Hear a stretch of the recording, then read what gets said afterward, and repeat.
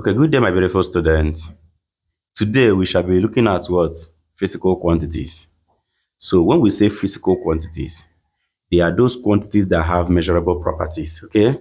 So to cut everything short, all the formulas you have in physics are part of physical quantities because the essence of those formulas is to measure the magnitude of such quantity, okay?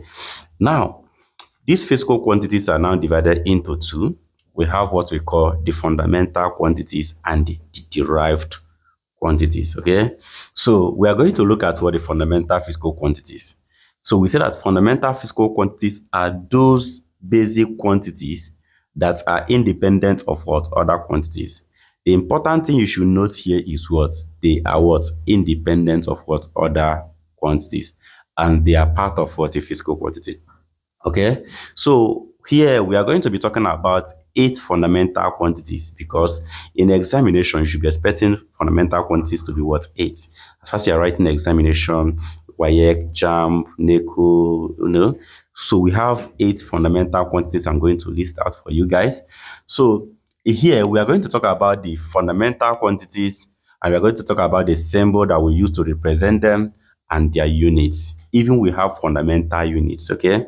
Because in every measurement, there is the attribute of what? The unit. Very, very important to put the unit, okay? So now number one is the one we call the mass. And mass is represented with capital M, okay? This capital M, it is measured in what? Kilogram.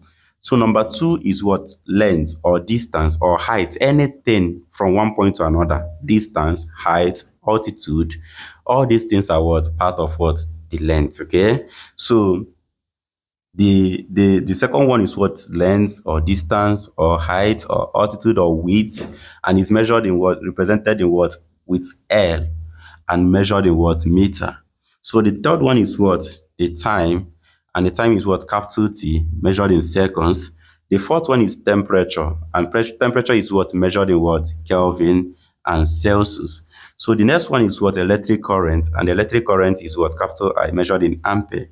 So the next one is what? Magnetic flux, which is B. It is measured in what? Weber. Number 7 is what? Luminous intensity, which is what? Candela. We have amount of what? Substance, which is measured in what? Mole. So this kilogram can also be measured in gram, and this meter can also be measured in what? Centimeter. Okay. So these are the what? The 8 fundamental quantities that you should know for you to pass your examination. Now, let's see question. In the first question, they said, which of the following is not a fundamental quantities? A, distance. B, reactance. C, mass. D, temperature. You can see distance is this one. Mass is what? This one. Temperature is what? This one. So the one that is not what part of this fundamental quantity is what? Option B, which is reactance.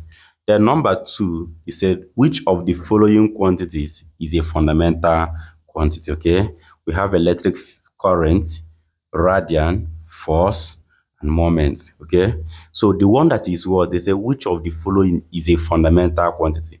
So the one that is a fundamental quantity here is what?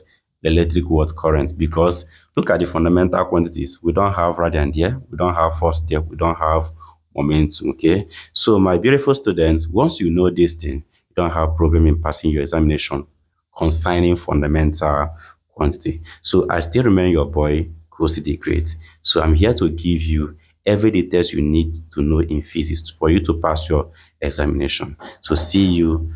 I love you.